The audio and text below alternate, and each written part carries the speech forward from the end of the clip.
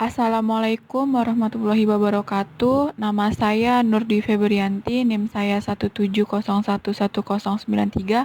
Di sini saya akan menjelaskan tentang pengolahan limbah cair industri di SIA, yaitu tentang pengolahan limbah cair domestik atau industri. Assalamualaikum warahmatullahi wabarakatuh. Nama saya Nuri Febrianti, NIM saya 170111093. Saya akan menjelaskan tentang pengolahan limbah cair industri di SIA. Dapat kita lihat dari gambar tersebut, akibat pencemaran limbah industri itu adalah banyaknya ikan mati di sungai dan air sungai menjadi kotor sehingga warga susah mencari air bersih untuk keperluan rumah tangga seperti mencuci, masak, dan mandi. Ini akan berdampak buruk untuk kesehatan dan menjadi penyakit seperti gatal-gatal dan lain sebagainya. Penyebab terjadinya pencemarannya, pertama aktivitas atau limbah cair industri dari pabrik. Yang kedua dari sisi limbah cair industri. Baik, di sini saya akan menjelaskan tentang penyebab terjadinya pencemaran Sungai Siak.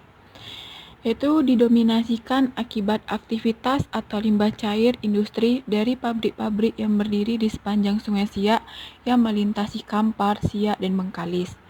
Kabupaten Siak meminta warga yang bermukiman tidak lagi menggunakan air tersebut untuk membudidayakan ikan, pengairan pertanian, dan perkebunan karena pencemaran Sungai Siak masuk klasifikasi level kelas 3, sudah masuk kategori pencemaran dan telah mengandung logam. Bila dikonsumsi maka akan berdampak bagi kesehatan manusia.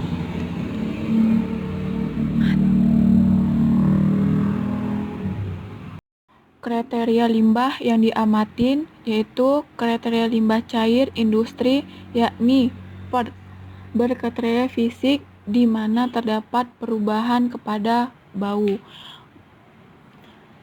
Bau disebabkan oleh udara yang dihasilkan pada proses dekomposisi materi atau penambahan substansi pada limbah.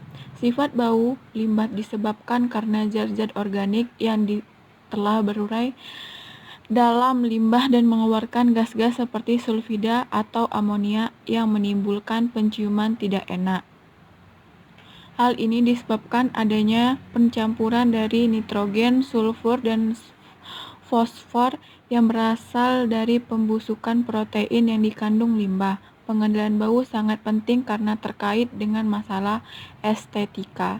Yang kedua itu tentang suhu atau temperatur, merupakan parameter yang sangat penting dikarenakan efeknya terhadap reaksi kimia, laju reaksi kehidupan organisme air, dan penggunaan air untuk berbagai aktivitas sehari-hari.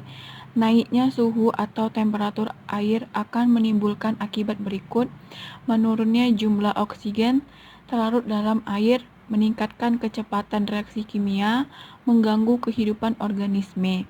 Yang ketiga itu tentang warna. Warna pada dasar airnya berisi tidak berwarna, tetapi seiring dengan waktu dan meningkatkan kondisi, warna limbah berubah dari yang abu-abu menjadi kehitaman.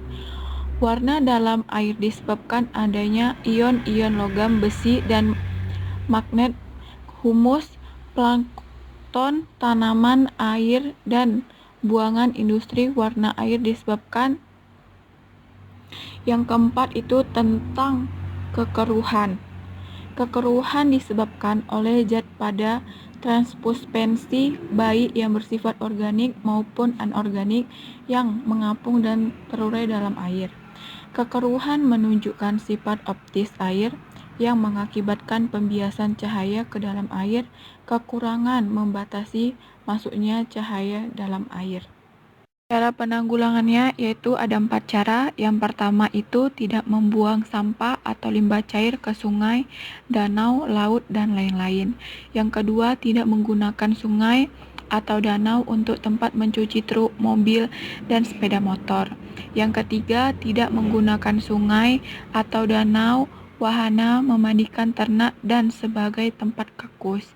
Yang keempat, tidak minum air dari sungai, danau, atau sumur tanpa dimasak dahulu. Itu akan menimbulkan penyakit bagi kesehatan kita.